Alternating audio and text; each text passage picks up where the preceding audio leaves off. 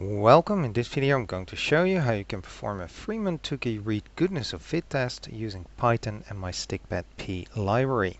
I have a separate video where I'm not using my library, and as with that video I'm only going to show you how you can obtain the output, not so much if you should be using this test. Perhaps you should be using a Pearson chi-square test, and also not too much on how to interpret the results. It's just about getting the output mostly. I'm using Python version 3.11.5 in JupyterLab, but the code should work in just about any Python IDE. Alright, so to show you how you can perform this test, or actually it's a family of tests, I'll need some example data, so I'm going to import pandas, and then I can use read CSV file. So I'm going to read a file called GSS 2012, which is the General Social Survey 2012. The A is for adjusted because I adjusted sometimes a little bit of the data for example purposes. And that should give me a lot of data. I actually only need one variable of these, or one field if you will. So I'm going to use the marital field because it's a nominal field. It has different categories. Using the values count from pandas, I can actually quickly see those. And for example, 314 respondents selected divorced. Now to use my library, you will actually need to install it probably first. So you can use pip install, but then use the entire URL to my GitHub account because I didn't upload it anywhere else. After it's once been installed, you can always import it just as any other library. And the function of interest is actually here, the TS short for test, and then Freeman-Tukey-Read. It takes as input, of course, the data, and if you want, you can also provide it with specific expected counts. The weight, this makes it the family of tests. You can adjust these to anything you like. They should add up to 4, so you can have as many as you want as long as they add up to 4. It's also possible to add a continuity correction if you like. I have Yates, Pearson and Williams available.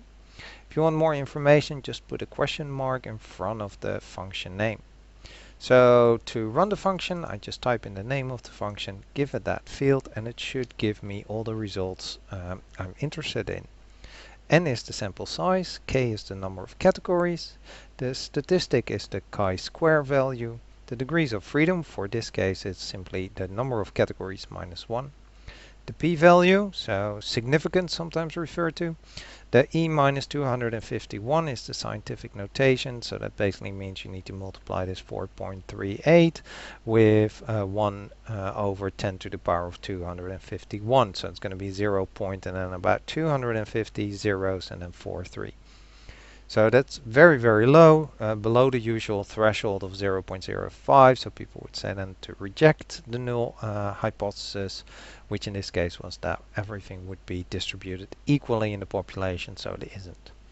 It also shows the minimum expected count. Because I didn't provide expected counts, it simply takes the sample size and divides it by the number of categories and uses that as expected count for all categories.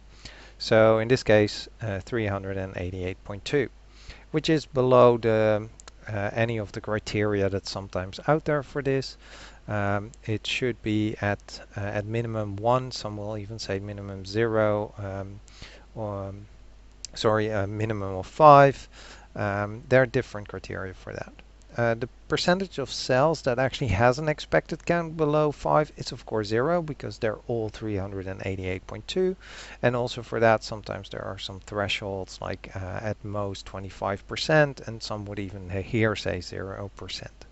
It also gives you a small description of the name of the test.